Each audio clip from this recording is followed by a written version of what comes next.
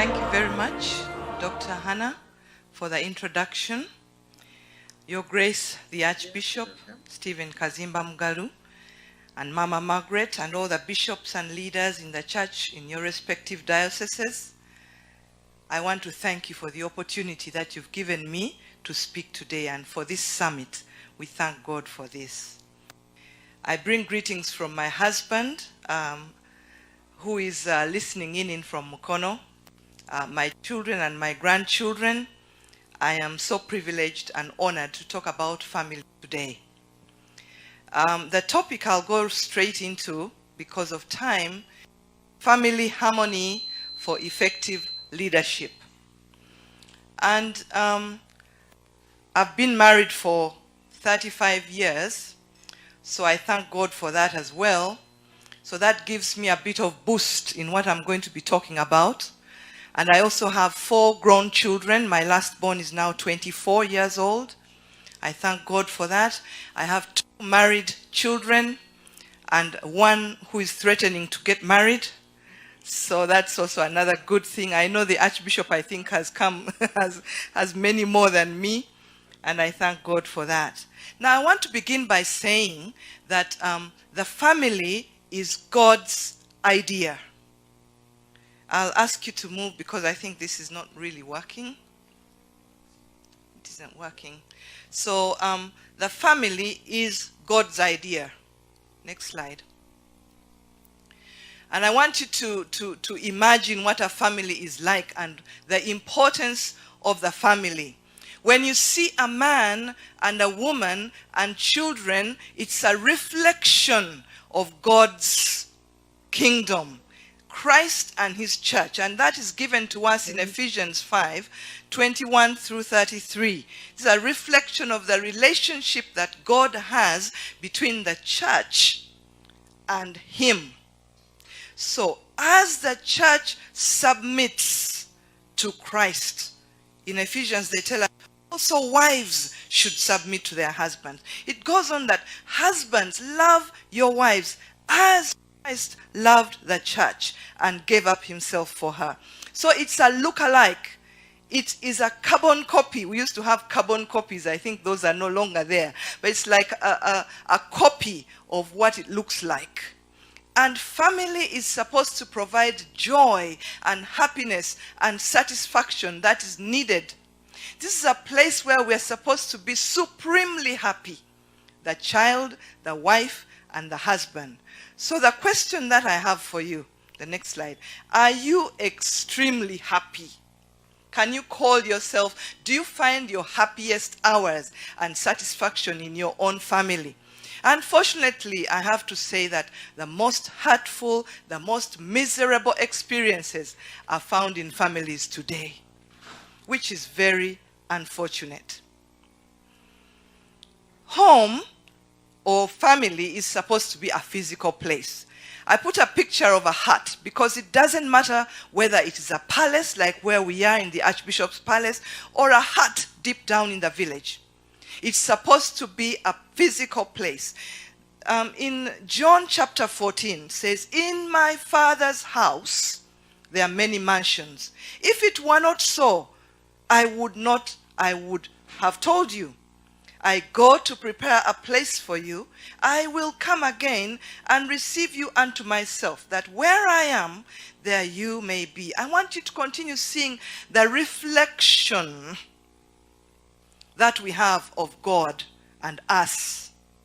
And he says he's going to prepare a place. And many times when we think of a place where we are going in heaven, we think of a street of gold, we think of a big palace. So even a home, the physical place, should be a prepared place. I go to prepare a place for you.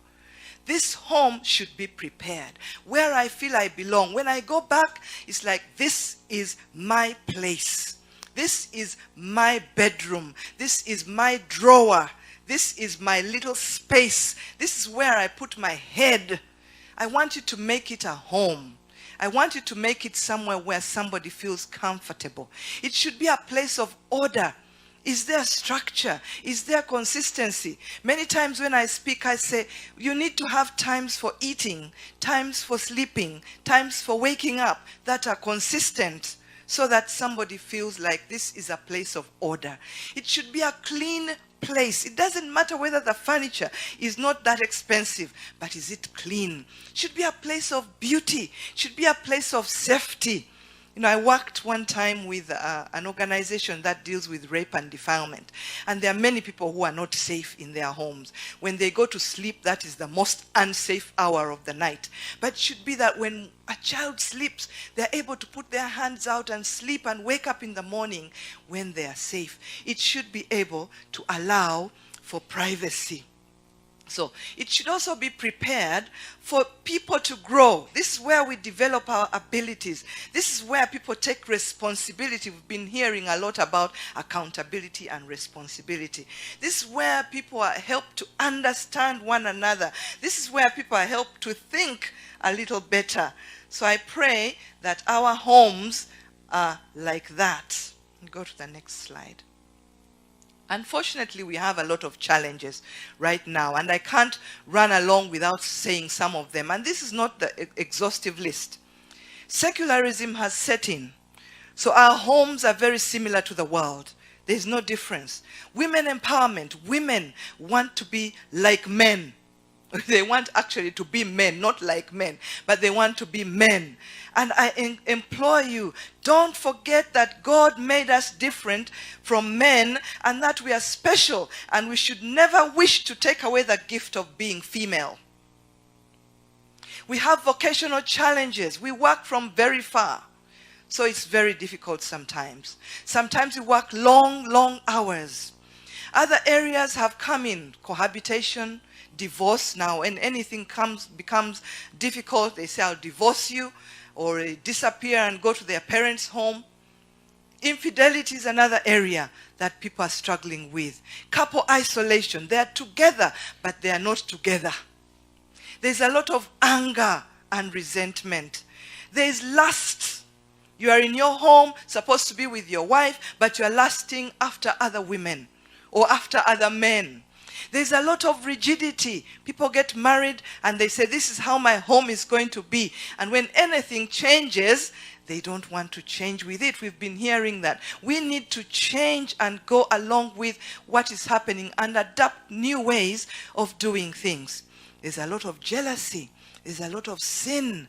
There are a lot of issues to do with parenting. Let's go to the next slide. Now, when we talk about harmony in family, the first picture that comes to mind is of two people tied with one leg. It's called a three-legged race. And there's no way you can run a three-legged race if you are not together. These people who are running have the same goal, have the same mission, and they look good together. They are close together, and harmony is supposed to produce a pleasing effect.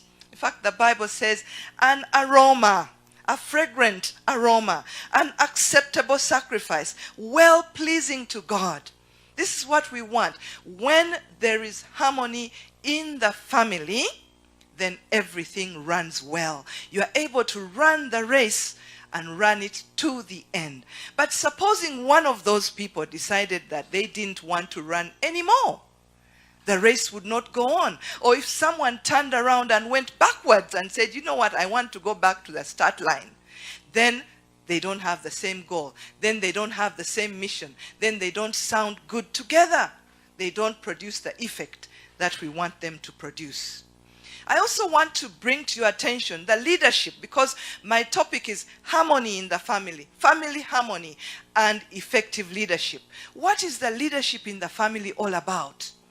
The husband is the head of the wife. That's what Ephesians 5:23 says. And what does the head do? The head is like the CEO, the person in charge. Imagine if there's no one in charge. I work for Bank of Uganda, and our governor is the head of our bank. And if he's not doing anything, then everybody else is disorganized. And that's what happens. Men, husbands have been given the responsibility of being the head of this institution. And the one that we ask, why are things going wrong?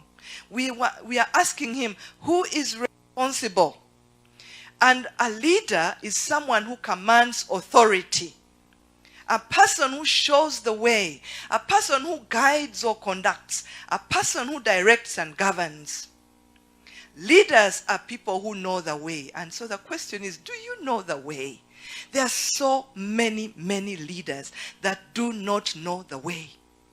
We usually have what we call the blueprint of the family. I no longer know whether they call it the blueprint.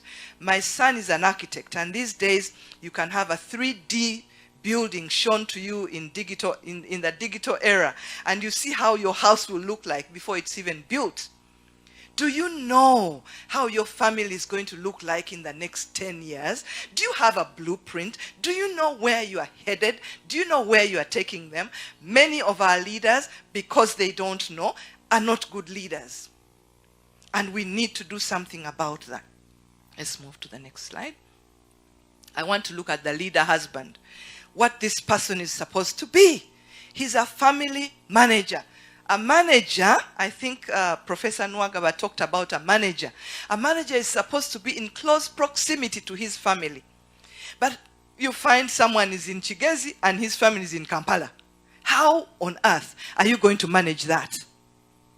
He manages his household, that's 1 Timothy 3:4, and he keeps his children under control. You are a manager. I'm reminding you. He's supposed to be a family minister. He's supposed to be a pastor. He's supposed to be a reverend. He becomes an elder in his own home and is charged in 1 Peter 5:2 that he's the shepherd of God that is among you. So be willing and eager to serve. He points the family to God by living a life of no compromise. He knows the way. He's supposed to be the family role model. Integrity and honesty all the days of your life. But we find that the family role models are drinking. They're spending a lot of time drinking alcohol. They're spending a lot of time using abusive language. They're spending a lot of time defiling and assaulting their own children. We have people who are assaulting and defiling their own children in the church. They are pastors, they are husbands, but they are assaulting their very own people. There's a lot of GBV. As Mothers Union, we have tried. We've gone out to all the dioceses. We've gone out to all the radios and tried to make this an issue. Because it is an issue. They sneak up to them at night. There is no honesty in the family role model. He's selling church property. He's getting bribes. So when the pastor stands up to speak in the church, they say, who is that? Isn't he the guy I gave some money? Isn't he the one who sold me the church land? Isn't he the one who sold me the vehicle that belongs to the church? So the leader husband, there's a lot of work to do. As a counselor, we work under theories. I want to bring to your attention some of the things that we do. In families, we have what we call systems. Structure systems. That's the way we view them, and that's the way they work. So I want to explain a little bit. The family can be viewed as a system composed of 3 subsystems. The first one is called the spousal, the second one is called the parental, and the third one is called the sibling. Each of these systems plays its role. And it has its particular role. It's like now the Archbishop has his role, but the Mothers Union President also has her role. I cannot play the Archbishop's role, and he cannot play my role. Each one has to do their part. That's exactly what happens in these subsystems. When these subsystems are mixed up, there comes a problem. When there is no harmony between each one and amongst each one, then problems come. Now, there are developmental stages.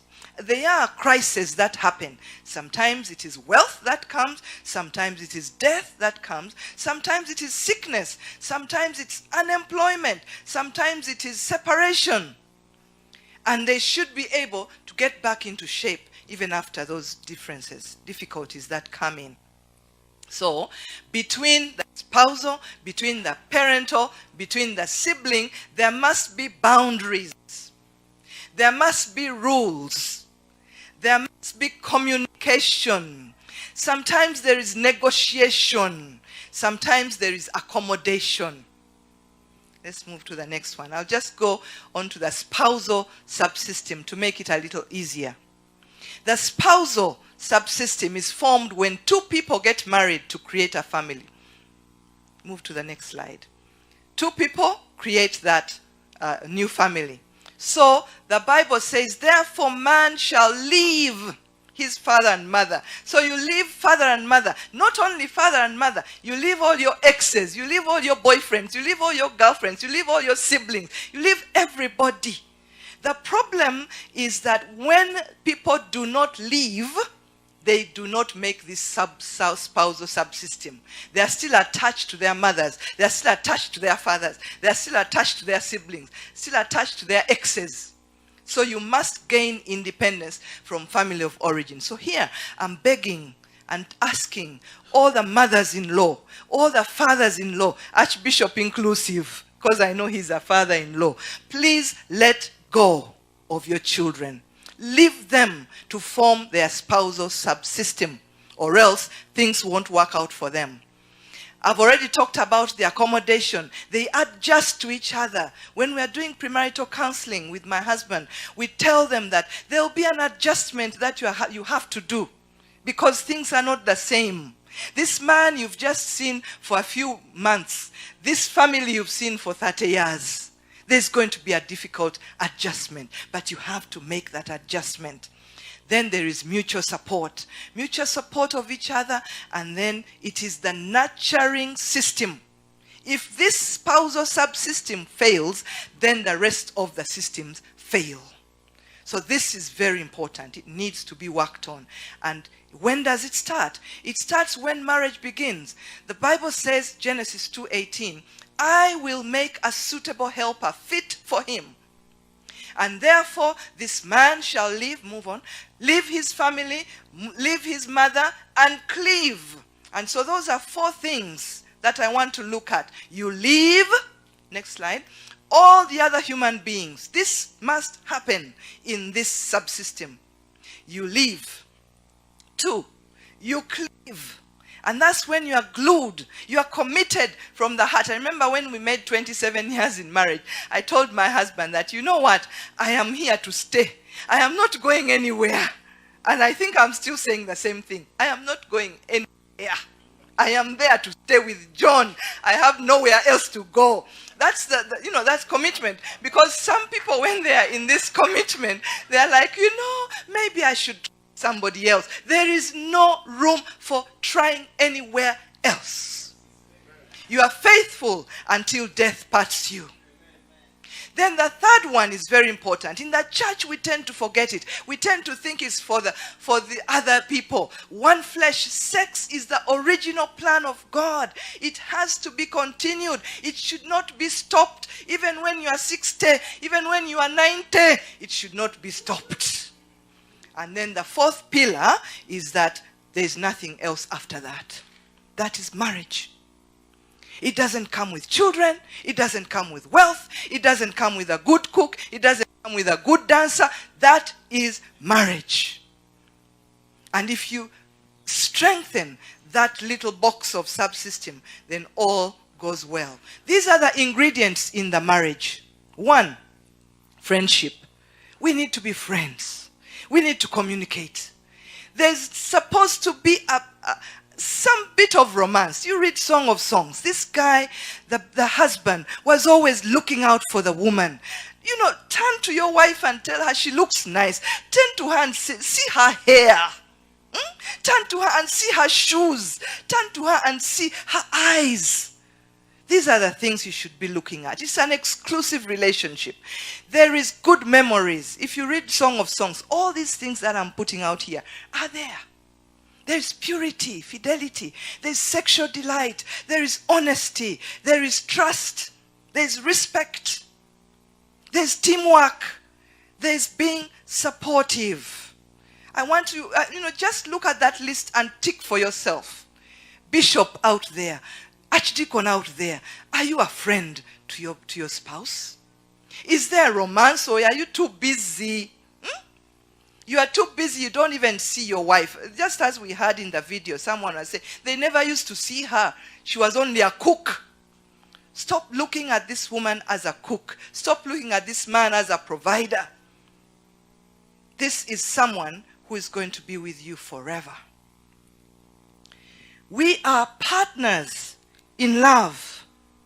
We are partners in love. It says, husbands, love your wives, just as Christ loved the church and gave himself up for her to make her holy, cleansing her and to present her to himself without stain or wrinkle or any other blemish. Love your wife as your own body.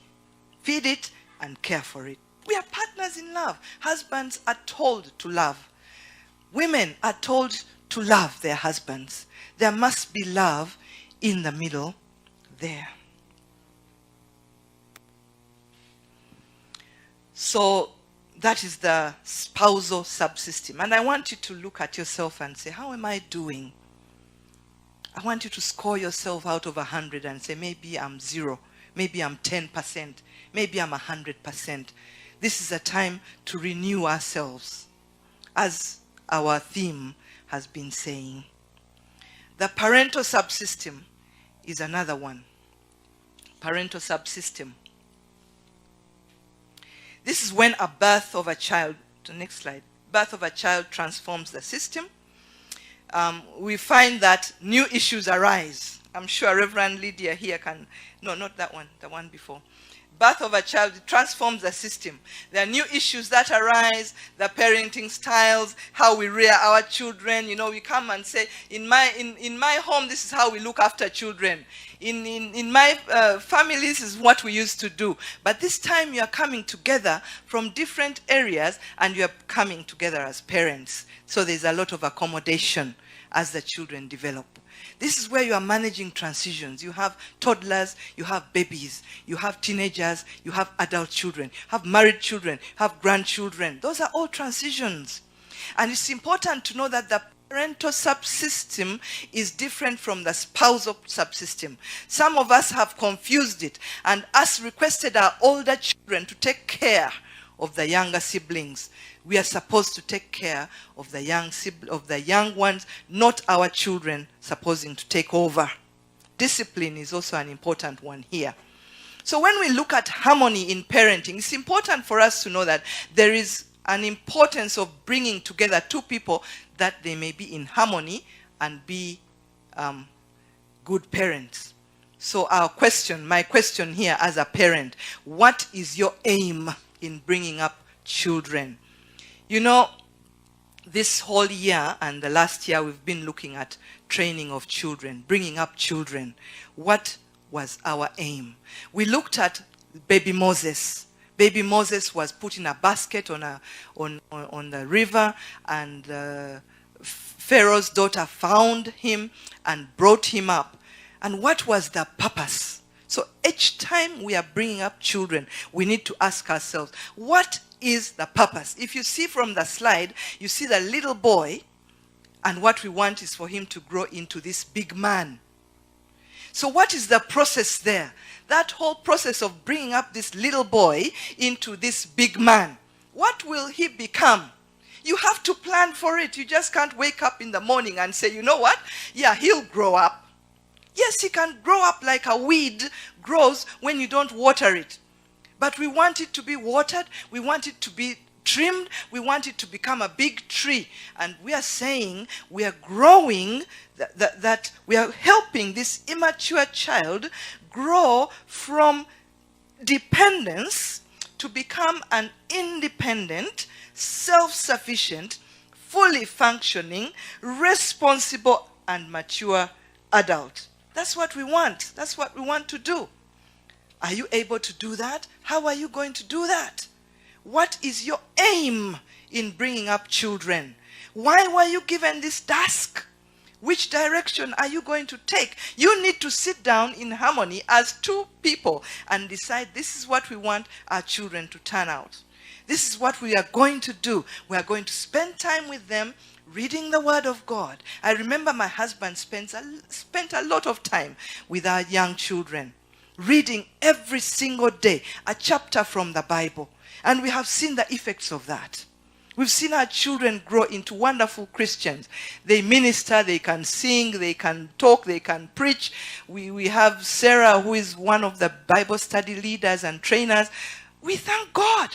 Where did that come from? It just doesn't, you just don't wake up and it happens. You have to work. I think Dr. Lydia said, work, work, work hard. This is one of the areas, the subsystems, that need a lot of work. We go to the next subsystem. Before I go there, just a minute. One of the things that we do is that we make our family like God's family. If you just go back one more. I missed out something. Just go back one. It talks about copy me. God says, copy me. Take back one year. Be imitators of God. Copy me. We're supposed to copy God. Right from the time I started, I kept referring to that copy, carbon copy, carbon copy. And it says, how does God treat his children? How does God treat his children? That's how we're supposed to treat our children. Make my family like God's family. Now, if you don't do that, you'll have children. We have leaders in the Bible, like Eli and his sons, Hophni and Phinehas. Do you know what happened to them? They did terrible things in the temple, and they were killed in one day, both of them. So we can have leaders that have children that are terrible, and they'll be killed because of that. Samuel knew the Lord. Samuel heard him speak. Samuel became a prophet of the Lord. And what happened to his sons, Joel and Abijah? They did not follow his ways.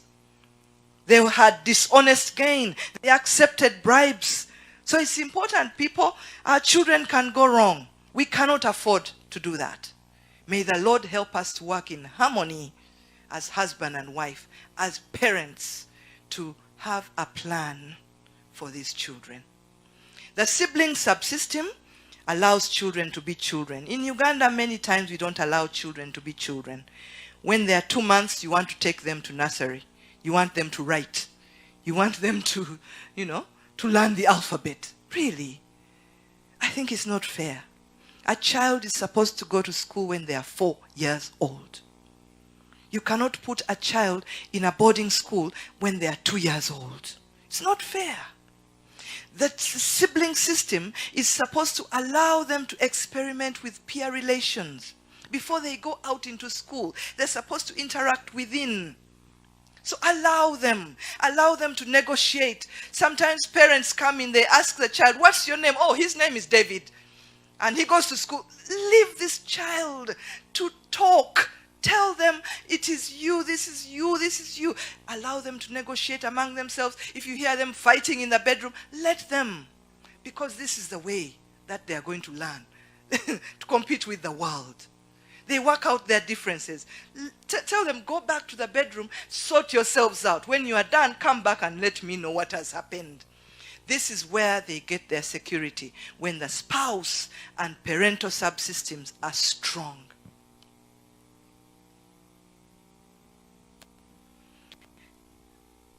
Now, harmony. I want to just point out 2 other things. Partners. It's important for harmony in family for you to be partners in faith and ministry. And I bring out the case of Sarah and Abraham. Abraham took Sarai, his wife, and all the possessions that they had gathered, and the people whom they had acquired in Haran, and they departed. When God commanded Abraham, he responded. I'm sure many of you who are listening today out there in your diocese were called by God. We were called by God. My husband was called and he responded. And he had a heart willing to go. At one point, I didn't have a heart to go. And I told him, look, I am a bishop's daughter and I am not going with you because I've seen and watched what bishops do and what hard work it is, and I'm not ready for that. And he waited. He waited a month. He waited another month. He waited another. And he kept on probing me and said, what do you think? How do you feel? And from that time, we've never, ever moved to anything without being agreed. So in faith and ministry, it's important to agree. The Archbishop wouldn't have become an Archbishop if his wife had said no. But we know many cases of wives and husbands that don't want to come along. And it makes the ministry very, very difficult. So I implore you, if your husband doesn't want to come or your wife doesn't want to come, spend some more time and wait for them. Because if each of you has your individual trust in God and then you come together as partners, it makes it even better. May the Lord help us that we are partners in action. See what happened when Sarah and Abraham were together. I will make you a great nation. I will bless you and make your name great. I will bless those who bless you and curse those who curse you. And you and all the families of the earth shall be blessed. Next slide. So, are you partners in faith? Are you growing in faith? Next slide, please. And I think of Manoah. Mrs. Manoah didn't have a name. But no, not that one. Mrs. Manoah didn't have a name. That's Judges 13. Backwards again.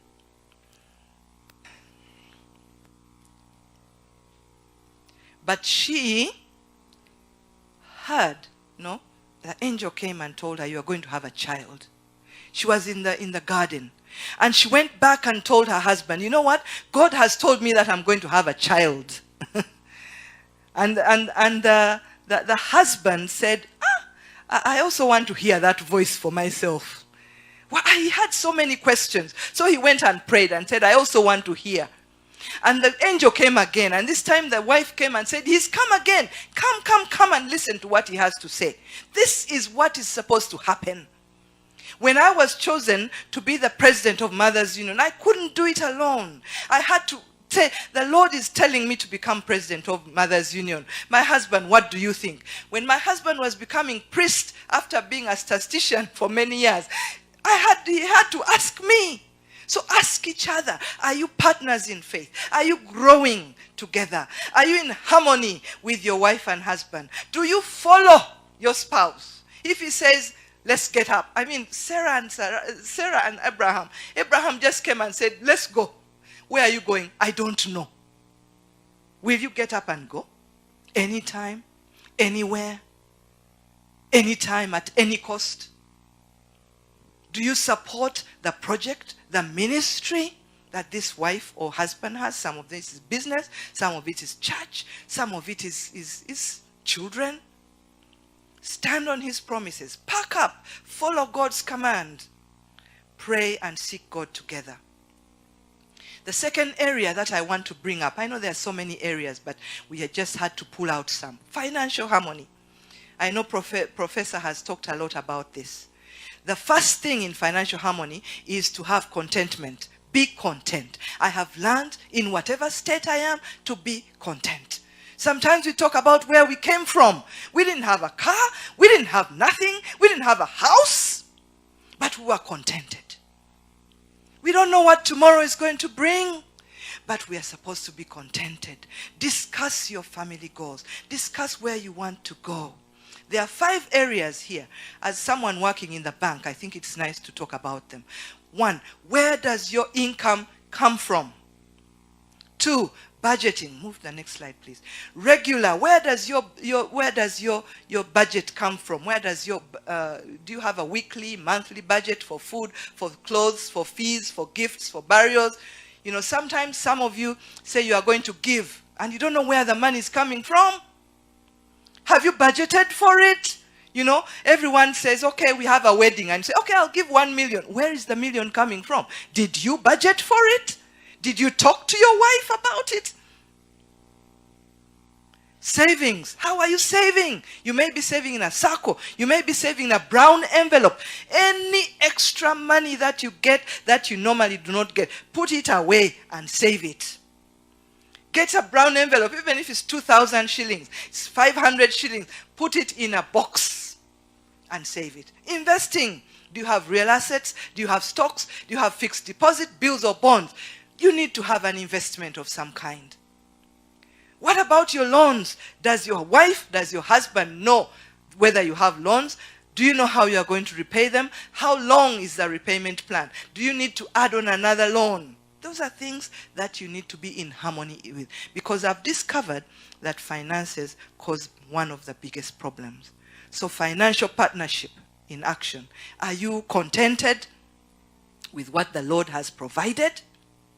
Are you open about your extra income, your businesses and earnings? Have you declared your loans and debts?